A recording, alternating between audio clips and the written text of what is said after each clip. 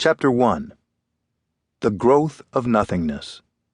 Journeys in an Exploding Universe. And what does this awesome motion mean? Nikolai Gogol, Dead Souls, 1842. From an observatory atop a mountain in the Andes, one moonless midnight, untwinkling stars peppered the heavens. Not even the smallest patch of celestial real estate was starless. The Milky Way split the universe in two with such ferocious brilliance that the observatory's giant domes cast blurry, surreal shadows on the ground. The clank of footsteps on the building's metal catwalk broke the silence. It was the observatory director, Miguel Roth. He stopped and casually surveyed the scene as if he hadn't spent the last 20 years in this place.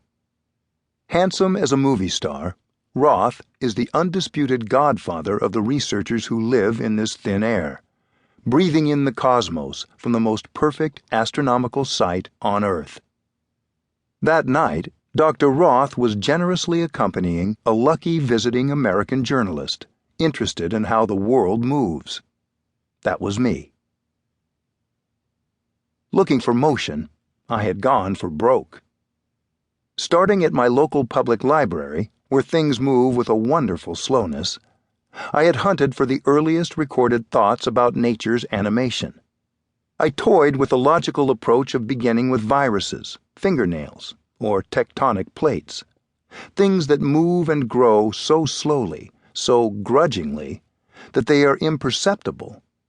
Start slow and build from there. But action films never begin with lethargy. I liked the idea of moving from slow to fast, but why not shoot an opening scene in which everything hurtles at screaming velocities? Hit the ground running, with frantic exploits only the lunatic mind of nature could choreograph. After all, the biggest of all known motions encompass everything we could possibly consider. But that hysterical realm is not of this earth. The mother of all motion is the entire universe, which is blowing itself apart. As it does so, it creates separate animated venues, like swirling eddies in rapids. Venture off the planet and wildness rules.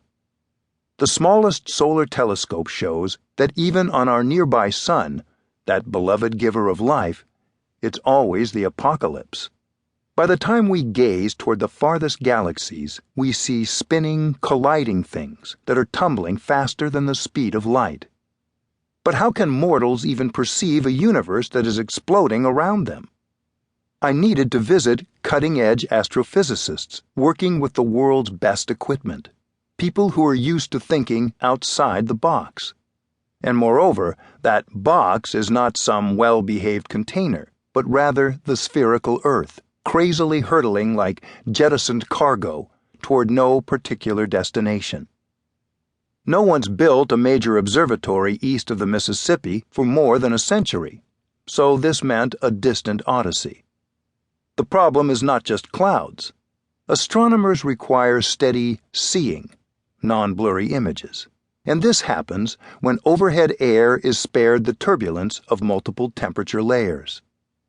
Mountaintops are good, but the most ideal locations do not exist in the mainland United States or Europe, not even in Asia's Himalayas. They are in South America. The reason for that continent's top celestial status has odd roots, entangled with a long-dead Scotsman.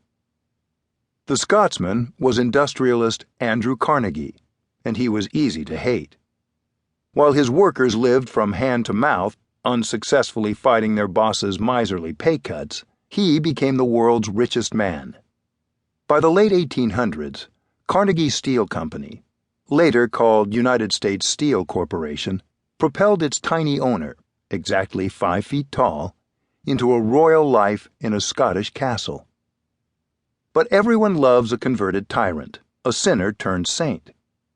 Carnegie did a 180-degree turnaround just as the century flipped from the 19th to the 20th. In a series of newspaper articles, the robber baron, outperforming even the metamorphosis of Dickens' Ebenezer Scrooge, started advocating the abolition of war.